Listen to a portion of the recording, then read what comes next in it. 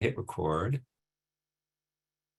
And great. So welcome everybody to one of our monthly D1 forums on different issues, which have mostly been about budget lately. I'm going to say a few things and then I will pass it on to, we have Mr. Kaigler who's our Chief Financial Officer for the district, Dr. Aguilera, who's our Chief Academic Officer, and Ms. Sherman, who's the LCAP coordinator. And so they'll be presenting a little bit. I'm going to say a few things and then we'll have their presentations and we'll have lots of time for questions and answers. So my piece is, our plan for tonight is very simple. On May 24th, our board was supposed to discuss the two most important items that we consider every year, the budget and the LCAP, which is the Local Control Accountability Plan, but we didn't. And so tonight we're going to hear the presentations that staff did not get to give that night. But first, I just want to briefly address the question, why would the board skip those two most important topics? The annual budget for OUSD is over $1 billion. And so it's not only our responsibility as a board to review it and to allow the public to hear us discuss that as well as the LCAP, but it's also when we don't discuss it, we're giving up our power by not weighing in this month when the budget and the LCAP are still in draft form. We're giving up our ability as a board to have significant influence and feedback before the budget and LCAP come back in their final form. And we're also not hearing from the community as we should about them. Because it's important that when we see them again in late June, it's really going to be too late for us to make changes before legally we have to approve the budget and LCAP. So skipping that discussion was really allowing ourselves as a board to just become a rubber stamp. So I've thought about it, and the only conclusion I can come to about why we would do that is it's related to what I call the 90-10 rule. In Oakland, we agree on about 90% of the issues, but instead of focusing on that agreement and trying to get it up to 95% or even 100%, in Oakland Unified as a whole, we spend a lot of our time arguing about the other 10%. And it's strange because, you see school boards in other districts right now that have huge disputes over things like critical race theory, or they're enacting these bizarre homophobic or transphobic policies. And here in Oakland, thank God, we never have to fight over these things. Instead, here in Oakland, even though, we agree on the common good issues that we should address environmental racism, we should enact policies for reparations for Black students in our schools, we should support our community schools, yet we just had a 7-day strike over the question of whether those issues should be addressed in the teacher's contract or in our board policies. And so that's just really, these two narratives about Oakland. Some people say our district is dysfunctional, the finances are mismanaged, we're incapable of moving forward on addressing the problems that we face. And while I totally agree that there are still many problems to address, I prefer to see the glasses half full. And there's many things I'm very proud of that our district and our board have achieved in the last few years. For example, we took the enrollment system in Oakland Unified and took charter schools that compete with our district schools off of that website. We finally got the central office is moved out of 1000 Broadway this month, and the lease is going to fully end this summer. The voters renewed the popular College and Career for All initiative for our high schools via Measure H by a historic 82% yes vote. The district has expanded its commitment to ethnic studies. The district's dismantled its police force and instead is focusing on preventative and restorative approaches to handling youth crime and violence on our campuses. And, the pandemic was difficult for everybody, but I think Oakland was recognized as handling it pretty well, offering regular COVID testing, N95 masks, and vaccines to all students. And there was the Oakland Undivided initiative, providing laptops and internet to all families. And finally, vacant OUSD properties have not been sold to private interests or turned into charter schools, and instead they've been dedicated to community uses such as early childhood education, a future library, adult education, community services, workforce housing. And to that list, I'm now proud to say that we just agreed to the biggest raises for our teachers and other OEA members in anyone's memory. It's a huge achievement, and it's a testament to all the improvements that Oakland Unified has made in managing its finances, as well as a result of some very painful and difficult budget cuts that we've had to make in order to free up funding to make those raises possible. So with all that behind us, you'd think at our meeting on the 24th, we would, want to look at the budget and the LCAP and talk about our vision for the future. But instead, we spend as a board way too much of our time arguing about other things. And it really concerns me that this 90-10 rule, we're just arguing about the 10% instead of figuring out how to expand the 90%. So my focus in the next year is definitely going to be on that 90%. And so I'm excited to hear about the budget tonight and to hear from the community a little bit about, what are the values you think we should be, budget, as people say, is a statement of values. What are the values that you think we should be using our budget to enact? What can we invest in? What should we be doing for the future? So I know that was longer than I usually talk. And I will pass it over to Mr. Kaigler. Really excited to have him on the team. It's been so great this year, and it's been great to have him at these budget forums. And so he's going to share his screen and talk to us about the OUSD budget. Oh, but first I'm going to see is there anybody who wants Spanish? ¿Hay alguien que necesita traducción al español? Rebecca, no creo que nadie se unió a la reunión desde que hablaste la otra vez. Okay, perfect. So I think we're good.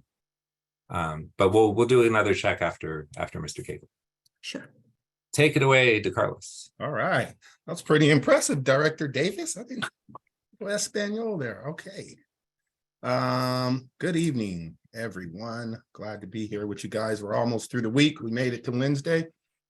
Before I start, I am going to set my timer to 10 minutes. As not to sit here and talk to you guys all evening. What I'd like to do is go over some of the high points and then allow for some Q&A. And so we're not going to hit every slide on here. There's over 30. But what I'll do is I'll go to the relevant slide. I'll go to the slides that I know that most of the community wants to discuss and wants to be able to ask questions about. So this is sort of a format that we use here at OUSD. We do it for our first interim, second interim, and our third interim. Now, a third interim is only required if a district is qualified or negative at second interim. And our second interim report was qualified, I'm sorry. But it was qualified not because we were showing negative ending fund balance. It was qualified because the county who oversees our financials was concerned about the out years in the raise that we gave. And I'll kind of explain the relevancy in that when I get to that slide. And so we'll take a look at the MYP, we'll go over cash flow really quick, and then we'll look at some ADA projections. This, like I mentioned, is our normal format of processing. School business runs what they call an off-calendar fiscal cycle. So we start July 1 of each year, not the school year, that's the fiscal year. We run through June 30th of the next year. So we cross calendar years. Sorry, DeCarlos, can you go into presentation mode? And there's a gray box too. Thank you. Let's get rid of the gray box. Let's presentation. Okay.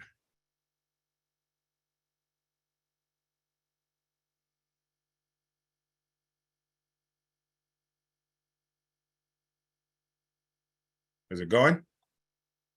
Still in the regular mode. Slideshow from the beginning. Okay, I can't tell if it's in. Is it in slideshow mode? It's not doing it, so maybe just plow ahead and. Okay, I wonder why it's not doing it. It's slideshow mode right there. Okay. I won't do that. Okay, but I'll figure it out, and when we go back, I'll be able to blow them up. So this is the timing that we have to report. All public schools in California have to report on this cycle. And so what we're doing right now is the bottom, that's third interim. So that's our financials from the start of the fiscal year, July 1, and it runs through April 30th. The reason that's important is what we presented here was what was presented at the board meeting back on May 24th. Since then, a lot of this information has changed. We've received updated numbers from the state. our LCFF revenue has changed. And so you always want to consider a budget sort of a snapshot in time. That's why we're required to do them on these regular intervals, because they do change a lot. These are our assumptions, and what assumptions are, it's a fancy word for how we get paid. And public schools get paid off of really three main factors. One of them is your COLA. That's the cost of living allowance. That's the amount they give us on top of what we received last year. And so you can see our COLAs, the top line. And you can see this year we got a pretty large COLA, 13.26. That's probably one of the largest in California school history in over 30 years.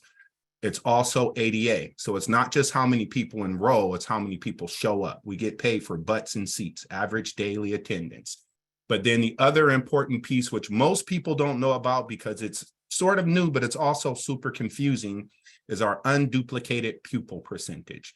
And that is your students who are foster youth or English learner or free and reduced. We receive additional amounts, supplemental amounts, or targeted concentrated amounts for that demographic of students.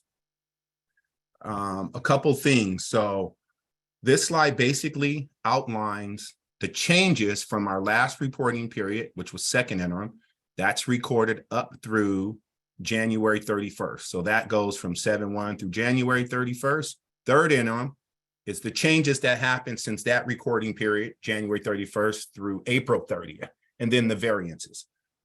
We have several slides that detail and outline what the variances are. So as we're going through the presentation, I'm not going to hit all those slides, but when we get to the Q&A, if there's anything that you have specific questions on, we can go back to that slide and we can discuss it. But the main thing to note is that on the unrestricted general fund side of the house, that's the side that we control. That's the side that the board and the superintendent has purview over how it's spent, actually increased. We showed a negative, basically 18 million at second interim, and now we're showing a negative 11 million. So our ending fund balance did increase 6.8 million between now and the last time we reported, which was second interim. And so this is that same slide. It's on the restricted side of the house. I'm going to explain the difference between restricted and restricted a couple slides down, but it works in the same format, right? This is what we reported at second interim, ending January 31st. This is what we're recording at our last reported financial statements, and then the variances. And you can see for the restricted side of the house, there's some pretty significant variances. But they are outlined a couple slides down from here. So these are the slides where it's going to tell you exactly what the ups and downs are. The ups and downs for school district finance are very, very normal. That's nothing out of the norm. We often receive grants after the school year has started. We often receive funds after the budget has been adopted. And then we also do what's called a true up with our carryover. So any expenditures from the prior year that didn't get spent after the year is settled and we close the books, we'll add those to the next year. How are you? Good. Are you busy? I'm just listening.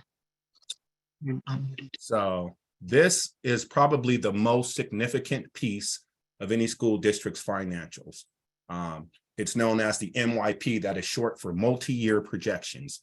And what they're doing is we're trying to look at our current year, but we're also looking 2 financial years out. Most school districts typically don't show distress over the course of 1 year. It's cumulative over several years based on COLA, raises given, loss in ADA, loss in enrollment. And so the state requires us at each reporting interval to do a multi-year projection. So this first column, 22-23, that's the current year. This is the year we're in that ends June 30th of this year. So we're almost through this year. You can see we had $473 million worth of combined revenue on the unrestricted side. We had $390 million of associated expenditures. And so expenses minus revenue gives you your sort of your net increase to the fund balance of 83.5, which is typically good.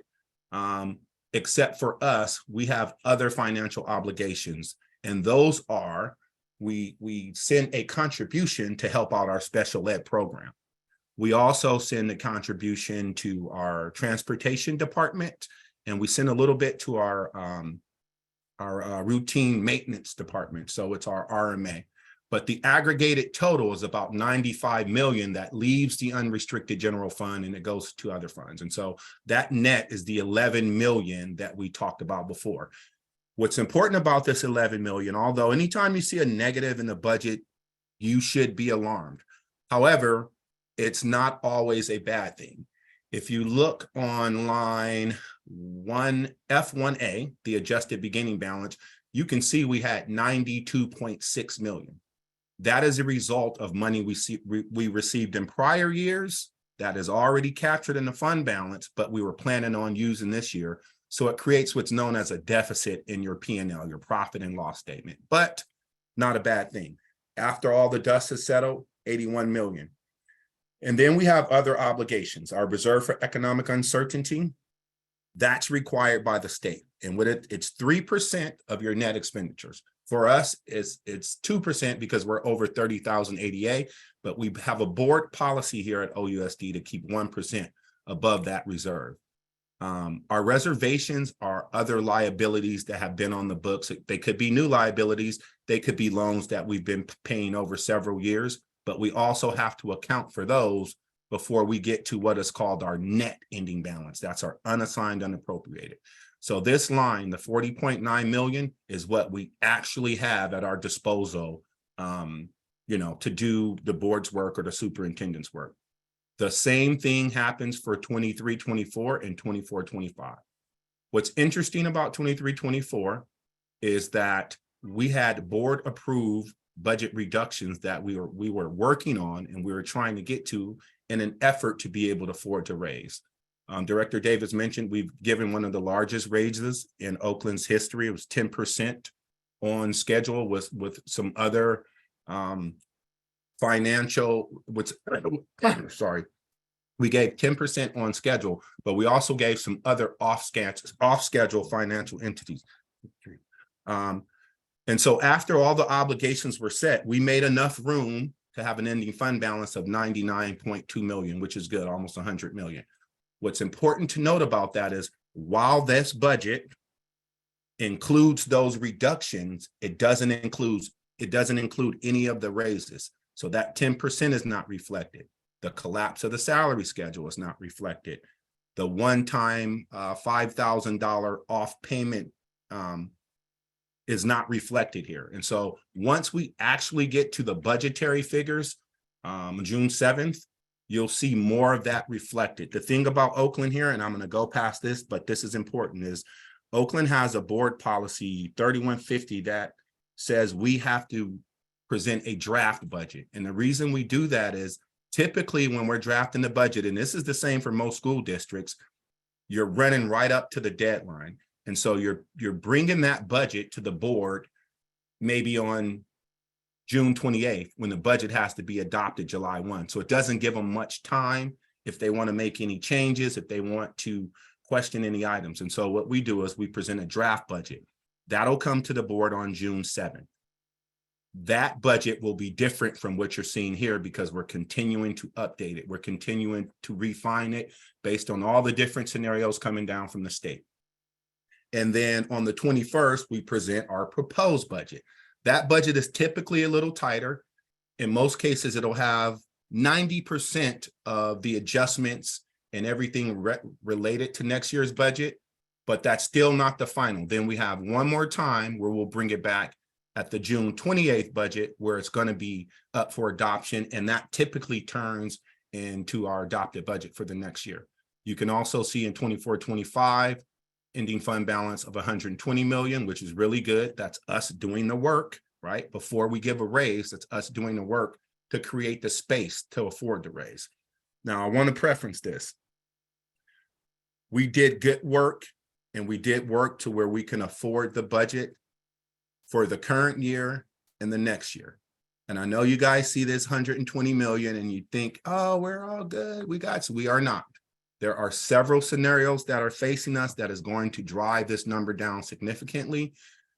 We have a substantial increase in health and welfare over the next year, 23-24 and 24-25, if it's realized. So 23-24, we're going to see an increase in our health and welfare of 13%. That's about 7 million. And then 24-25, we're going to see an increase of a projected 25%. That's another 12 million. So you're looking at an aggregated total of $20 million in just health and welfare before we do anything else. Restricted side of the house, it flows the same way. The difference is, unlike the unrestricted, where these contributions were negative, they're positive on the restricted side because the contribution is coming from that side over to this side. However, without this contribution, you can see the restricted side would have had an ending fund balance of a negative $30 million this year. What's good to note here is that there's also work being done on the restricted side to afford any sort of compensation that was negotiated. These, however, are one-time in nature, whereas the previous slide, the unrestricted, is ongoing. Other important thing to note about this, if you look at the revenue for the restricted side, 446 million in the current year, all the way down to 327. That's $118 million drop in 1 year. And then when you go to 24-25, we're down to 282. That's $164 million. That's a result of all of those ESSER and COVID and one-time dollars related to the pandemic sunsetting. And so once those sunset, they don't come back. The issue here and why we need to do more work is that our revenue is declining a lot more aggressively than our expenditures. Also, as I mentioned in the previous slide, ending fund balance looks good, but we haven't added any of our associated costs related to the raise. In addition to that, what we agreed upon was only with one bargaining unit. That was only with OEA. We have several other bargaining units that we have to settle up with as well. And so while that is a healthy fund balance, you really have to take it with a grain of salt because there are several expenditures that are going to reduce that ending fund balance. And so this is just looking at the combined, right? We're projected to end the year with an aggregated total of 46.9 million, but we had a beginning fund balance of 160 million. So the two added together gives us a gross ending fund balance of 207. I say gross because, again, we haven't accounted for other liabilities. This is our cash flow. Cash flow is important because a district of our size, just our monthly payroll is about $50 million a month. And so if you think about that retrospectively, that won't even cover 5 months. You always want to have a healthy cash balance. You want to have at least 3 months of payroll. And so we're right around there. That's a pretty extreme number for a district of our size, but it's nice to have. A good thing to notice about cash is you always want to start right where you end. That's sort of a sign that your cash is trending steadily. So we started the year with 132 million. We're ending with 133. It's up slightly. If you look, it's not much. That's actually a really good indication that your cash is healthy. Now, this is another thing we have to pay attention to. Your average daily attendance. That's what we get paid on, butts in seats. So it doesn't matter how many kids are enrolled. If they don't show up for school, we don't get paid. And the change since P1, which is a recording period, more of a practice recording period versus P2, which is what we're funded off of, which is what most public school districts are funded off of, is their P2 attendance. We had a decline of 761. The question has come up a couple times, how did the strike affect our revenue on our ADA? For this year, it did not because it happened after we recorded P2. P2 runs up through March 31st, and then you record. It will, however, affect our annual ADA. And so any program that is tied to annual funding will see a decline as a result of the strike. This next slide is just basically the reporting periods that I just talked about relative to ADA. And you can see P1 is as of October 31st, and it's a 71-day multiplier. I'm getting way too deep in the weeds. And then P2 is March 31st. This slide shows that decline in ADA from P1 to P2, but it breaks it down by grade. And why this one is a little concerning is you can see our big numbers are in high school. And that's troubling for a few reasons, but from a financial aspect, the high school kids generate more ADA than any other class of kids. So if you couple that 537 with our young adults program, you can see that's a majority of our ADA loss, all in high school. These next couple slides are just our LCFF calculator. So it breaks down how we're paid, shows your ADA, how much you get paid per kid, your grade span adjustment, what you get for supplemental and concentration. But this is our overall funding for LCFF. This is that same slide for next year. Again, projections. I've already did new calculators for next year based on new information that came from the government, and it's changed already. This is that out year. And then a couple of key takeaways. So third interim is certified as qualified. We are going to have more budget adjustments. And so I cannot stress this enough.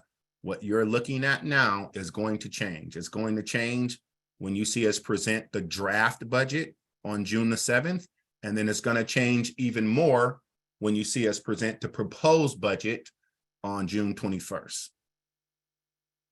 Couple highlighting points is that our COLA in this budget is at 8.13% because when we completed this, the governor's May revise hadn't came out, but it did go up incrementally about 0.09%, which is only about $400,000. The other things to note is that our arts, music, instructional block grant got cut 51%. The initial grant award was about 19,000, close to 20,000. And so that's down half. There is talk that our learning recovery emergency block grant may be cut 32%, although we're still waiting to hear what's going to happen on that and its finality. And then some other programs that may see some small cuts, but nothing outside of here we're expecting. And these are our next steps. So basically for third interim, we're wrapping everything up. I have to submit everything to the county by tomorrow, has to be submitted by June 1st. And then we're going to immediately turn to completing the 23-24 budget. And the dates that I mentioned before are here. So June 7th comes with the LCAP. And then June 28th, if all goes well, we'll receive the board's blessings and it will get adopted. And that is it. So.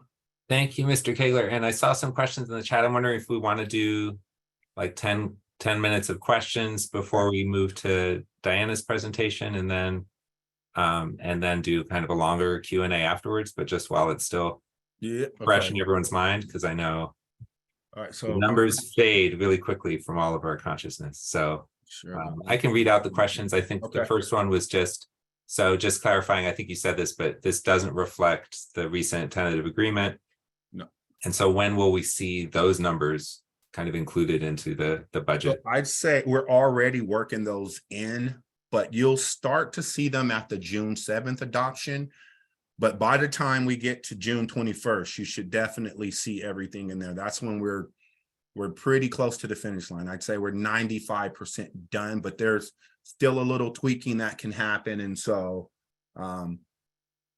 21st, safely I can say, but you'll see a lot of them reflected in the June 7th draft budget. Oh, that's good. Okay, because I mean, elsewhere I've heard it said like, oh, we won't, the new salaries won't be included until after the board actually adopts the agreement, but. Oh, no, so it won't be final, but we are, so even now we're it's a long process and there's a lot involved, even trying to quantify the cost of the collapsing of the salary schedule. That takes time. So you'll see some stuff, but you won't see everything. And in fact, we may even have to do a 45-day revise to reflect the cost. And in terms of some of the proposals from the governor or the legislature, that will also, how do you kind of deal with that? Like they're still, they're supposed to pass something by the 15th, but. Yeah, and see, for us, the thing about it is we will get it. So for instance, we're going to present the draft budget June 7th. We may receive updated information June 5th or 6th. So we know it, but we just haven't had time to implement it. And then the other question I saw was just what's the overall impact of the tentative agreement? I've heard it said 70 million. Is that more or less right, or are you still costing it out? We're still costing it out. Yeah. Yeah, we're costing it out. There's a lot of work to be done, but yeah, I don't want to give a number right now because it wouldn't be factual.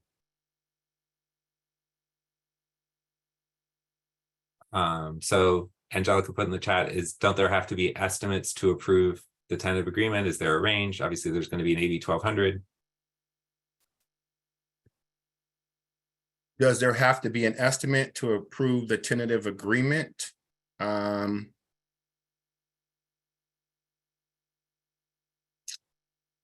kind of a loaded question. For this particular budget, no. And the reason why I say that is the timing of this relevant to when the TA happened, relevant to where we are required to have our information to the board, because it's not just the June 7th date. We have to have our information prepared a week before that. And so technically we have to have everything that's going to be presented at the June 7th budget meeting completed by tomorrow, end of day tomorrow. We have to have it all done, wrapped up, and turned into Egger. And so it's just not a lot of time to be accurate in some of that. So it's better to just hold off until we get all the information accurate and solid, and we can stand behind the numbers, and we have, actual data that backs up those numbers. And we're just still working through it right now. It's not concrete. It's definitely not complete enough to present publicly. I'd say that. Got it. Well, I saw someone just joined. So Rebecca, I wonder if you could do another interpretation check, and then we can see if there's any other questions before we go on to Diana's presentation. Buenas tardes. Esta reunión cuenta con interpretación en español. Más bien estamos ofreciendo la interpretación al español. Si hay alguien que lo solicite, por favor levanten la mano virtualmente o escríbanlo en el chat para ver si requieren la interpretación. Pero rápidamente, si sí la requieren, entonces vayan a la parte de abajo de su pantalla donde van a ver un icono de un globo terráqueo. Presionen ahí, elijan Spanish y van a poder escuchar la interpretación simultánea si alguien levanta la mano. Si no, no vamos a dar la interpretación en esta siguiente parte de la agenda. Así que por favor háganos saber. Muchas gracias y voy a poner también las instrucciones en el chat. Gracias. Gracias, Usted.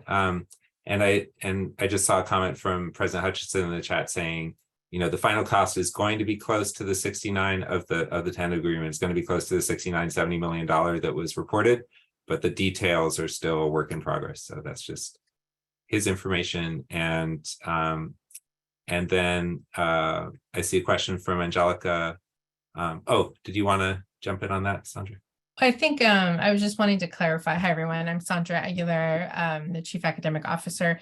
Sam, I was thinking it would be good just to say what the steps are for the total process for the agreement being officially approved. So first step is the AB 1200, trying to go through and make sure that we have approval both at the county level and then from our state trustee. And then that then shifts to the board's final approval to adopt the agreements. If the county review and the state trustee accepts those, the information in the AB 1200. So just given the timeline, that's why we're projecting that we'll get as much as possible in to the adopt budget and the LCAP. But it is likely we'll have to do a 45-day revise because we're not going to have the information likely in time to turn around and post the final budgets by the appropriate deadlines. So that's why I think we're just, as a cautionary step saying we're likely going to have to do a 45-day revise in order to, show fully what the budget actually is after the agreement, because the amount of work after those steps isn't likely possible for the June 28th adoption. So I just wanted to clarify all of that, because there was a lot of information in the chat while the discussion was going on. And so we Thank you. have very concrete steps that we need to take, and that's the path forward to make sure that we're fiscally, solvent in this agreement. And I'll just add, it's entirely possible that the fiscal oversight trustee from the county will ask the board to take some steps, or ask the district to take some steps in order to, before she grants her approval. So, it could be a long process. And I just wanted to call out before we go to the hands that Angelica asked, what's going to happen to school sites, right? Like, they did their site budgets before the tentative agreement. And so now we have this agreement. And so now the cost of everything has changed. So how does that work? And Diana responded that there was a buffer built into school budgets during budget development to make sure that, this wouldn't throw everything off.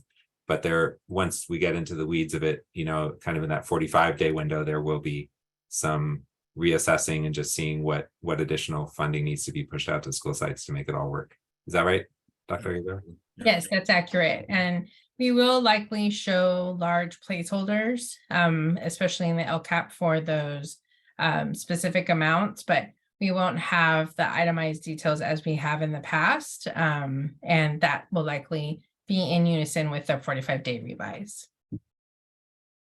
Great. Let's hear from Ms. Delton, and then let's go to Diana, and then we can have kind of a larger conversation. Oh, do we lose you, Carol? Can you hear me? Or Yes. do you need? Oh, wonderful. I was waiting to be unmuted. So I wanted to make an observation, and this is based on having listened to budget presentations in OESD for probably 6 years, and prior to that, representing my own bargaining unit of teachers in San Leandro on fiscal and budget issues. And that is that often we are talking about the 10%.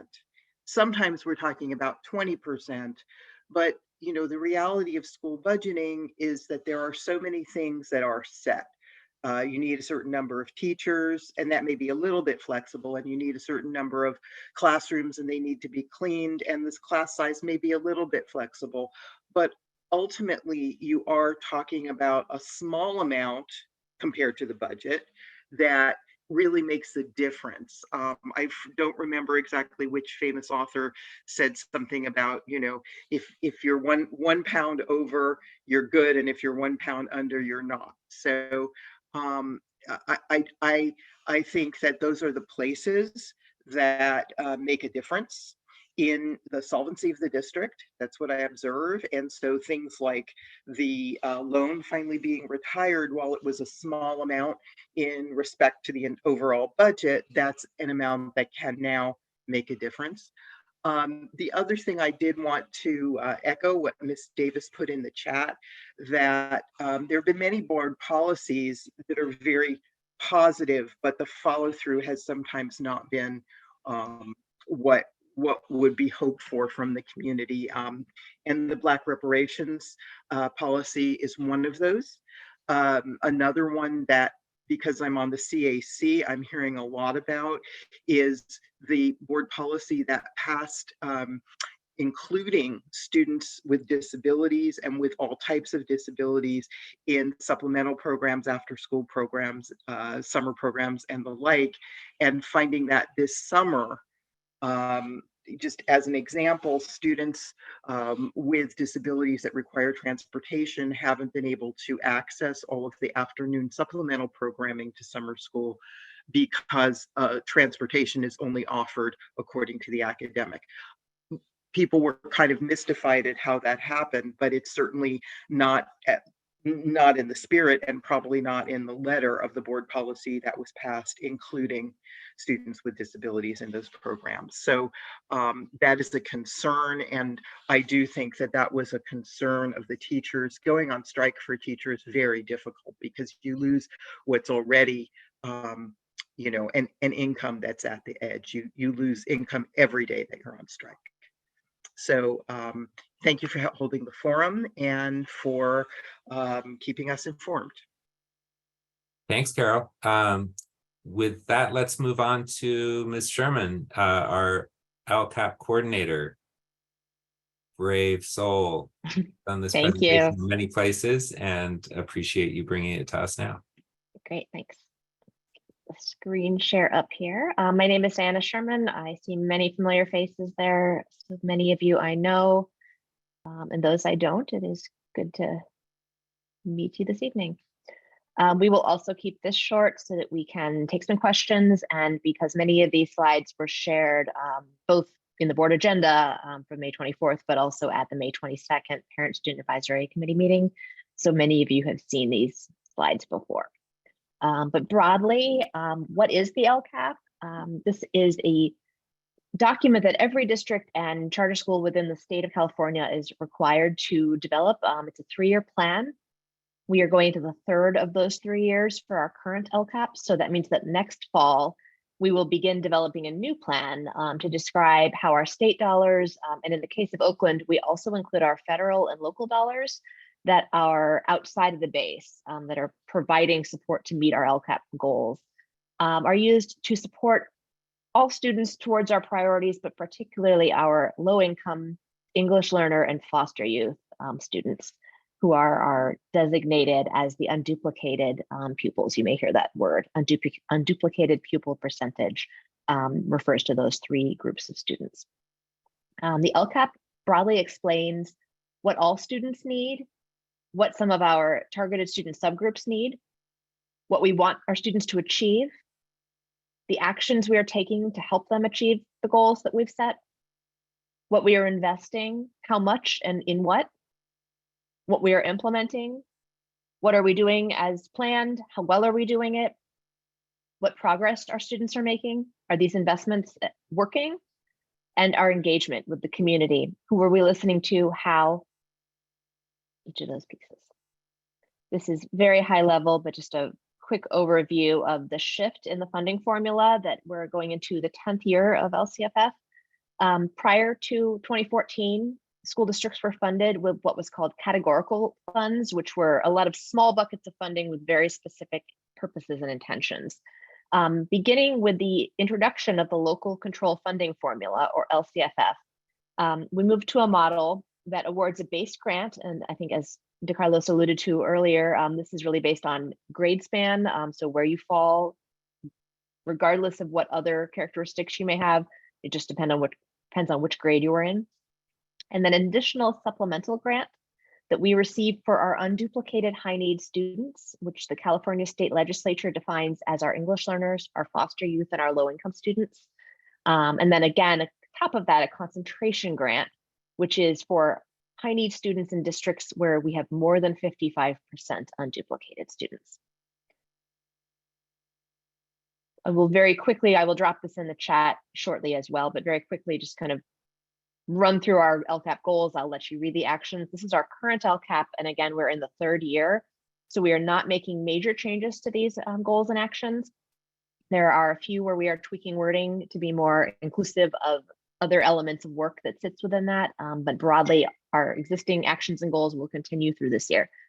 Goal 1, all students graduate college, career, and community ready.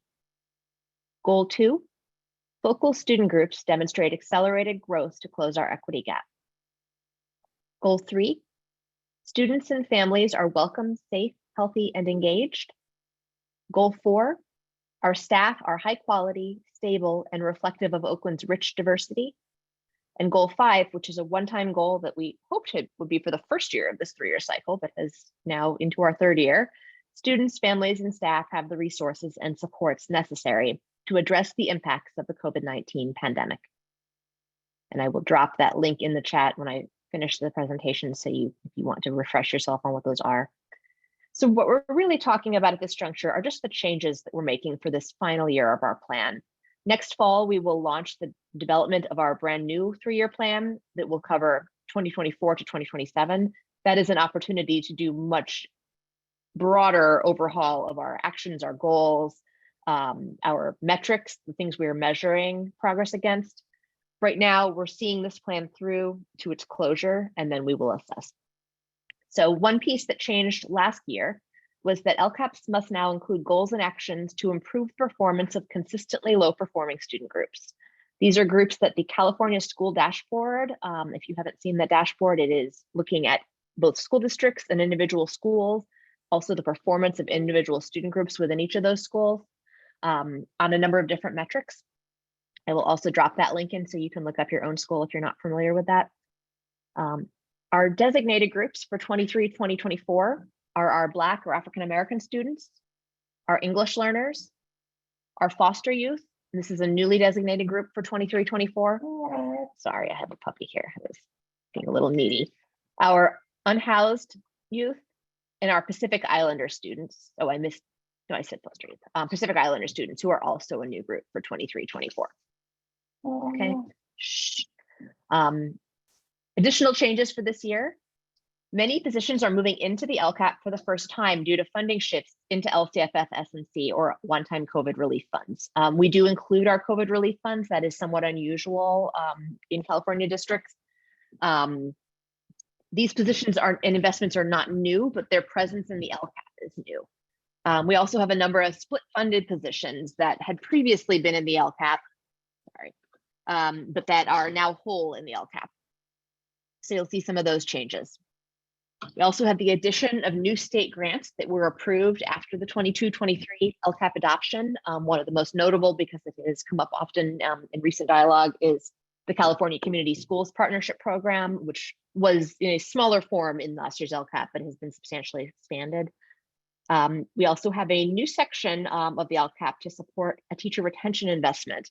This is the use of our LCFF supplemental funds for teacher retention to help fund the compensation increases. This is going to live within Goal 4, and this will be in the LCAP, although I think as we noted previously, those projected increases will not be in the budget until after the TA has been adopted by the board and approved by the county, and then you will see those in the budget.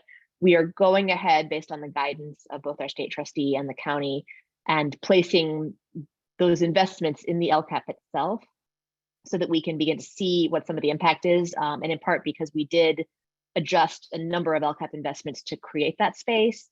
And we want to make sure that that is communicated clearly in the LCAP. And if we're very fortunate and our numbers are pretty on point, it will also mean that we will not need to bring the LCAP back to the board for a material revision because we will have been relatively close to our estimated costs for each of those investment areas. Next steps for the LCAP, we are coming very close to the end of the cycle.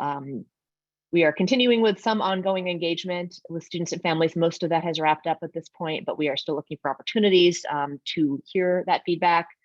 We are anticipating very shortly we will be receiving our feedback from PSAC and its subcommittees.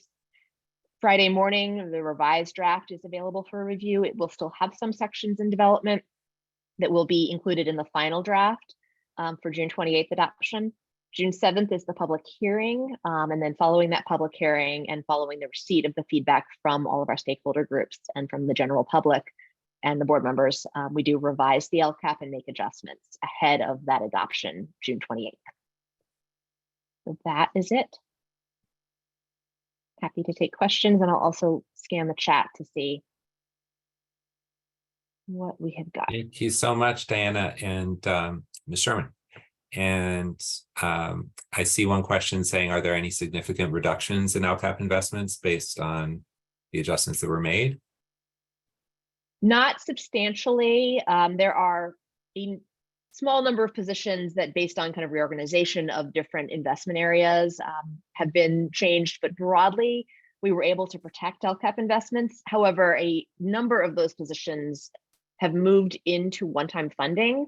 So that is an area kind of exploration as we move into next year. We do know that what we have right now within the LCAP is not sustainable long-term, in that we are relying heavily on two buckets of funding. One is our one-time COVID relief funding, and the other is our carryover of supplemental and concentration dollars. We have substantial carryover projected for this upcoming year.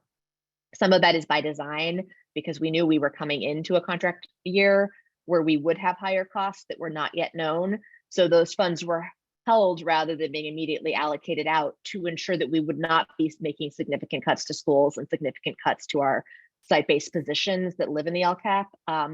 That will help us for next year. It does not help solve that problem long-term. I was just sharing earlier that we are heavily funding our curriculum purchases and adoption. We are heavily funding our professional development. That work has historically lived in LCFF supplemental funding.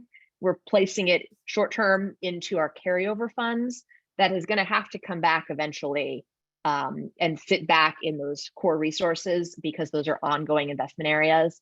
Similarly, we have positions that folks will want to be kind of looking for ways to keep long-term, but they're sitting in one-time resources that do wind down. So again, we are buying a year of time, maybe 2 years if we're lucky. We are not solving for that problem long-term.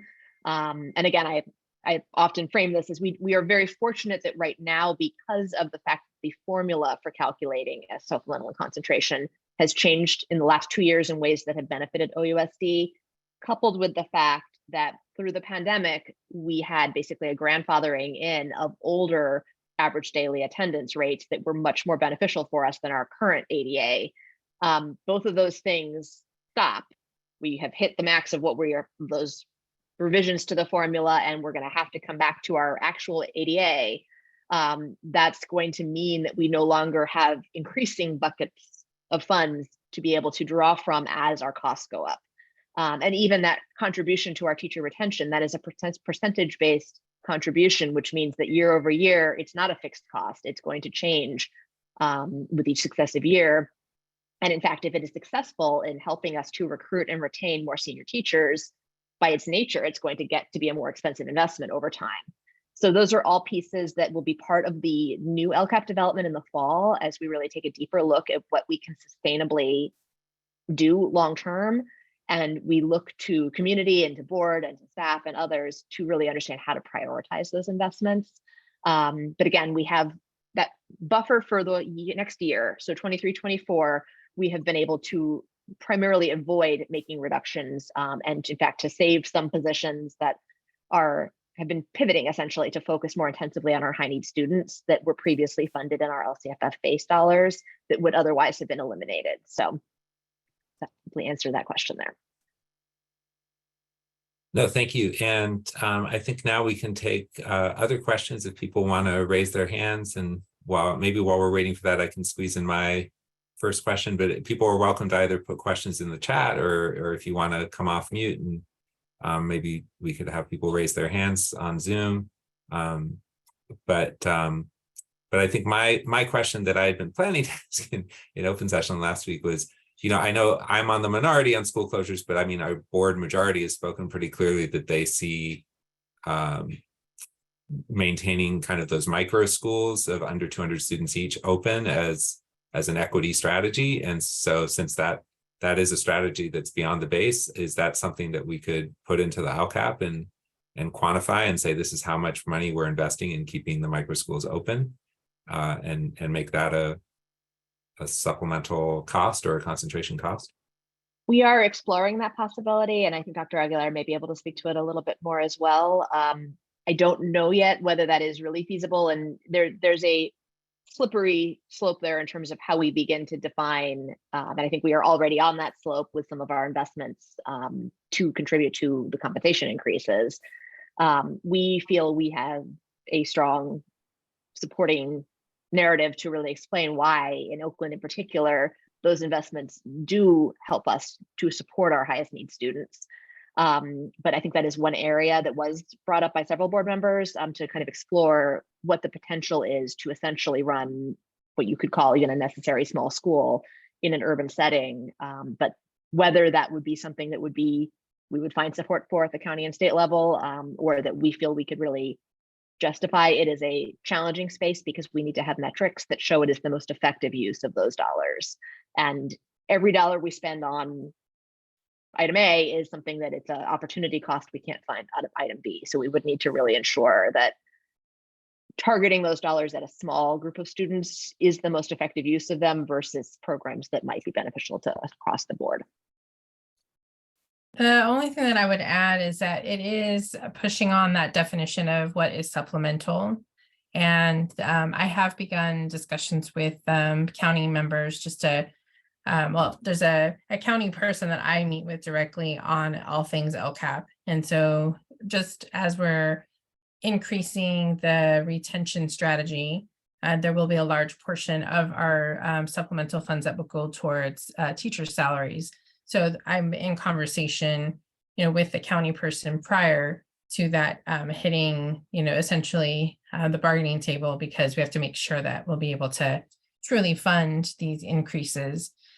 So similarly, started those conversations, and it may not be known, but when a school site, as an example, struggles to reach enrollment projections, and we're not going to not have like a particular grade level at a school site, because we have some schools that are so small that they could just be maybe like 3 classes when they really should have 6 if we had no combo classes. And so in an effort to ensure that students aren't only in combo classes for their entire experience in elementary, elementary mostly, we do use supplemental funds to offset, so we don't have to make a consolidation.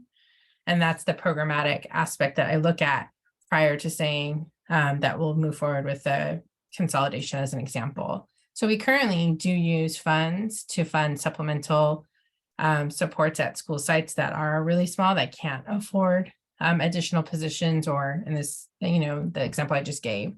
But we, excuse me, we haven't ventured into funding a whole entire school in, supplemental or concentration funds, depending on, who is served at these school sites. So it is under conversation right now.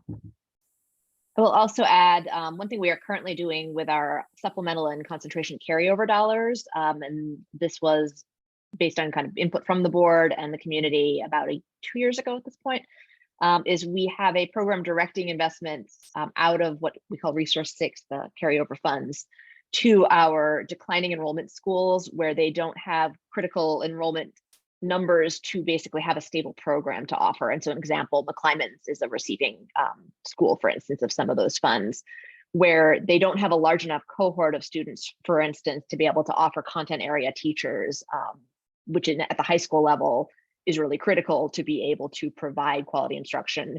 So we are funding additional teachers there out of those over and above dollars in order to ensure that the program that they are offered is comparable to the program that they might have at a high school with a larger enrollment. Similarly, looking at some of the opportunities for trying to level things like access to sports, access to extracurriculars, access to electives. Those are the areas that we find, especially at the secondary level, that the smaller a school gets, the less they are able to fill those voids because they simply don't have enough staff. And we saw this again also with some of our very small K-8 schools with their middle school programs, that they were not able to get up to that size that was needed to have a full teacher for each area, and instead needed to kind of think about hybrid solutions. So that is an area that we'll be able to evaluate how effective those investments have been.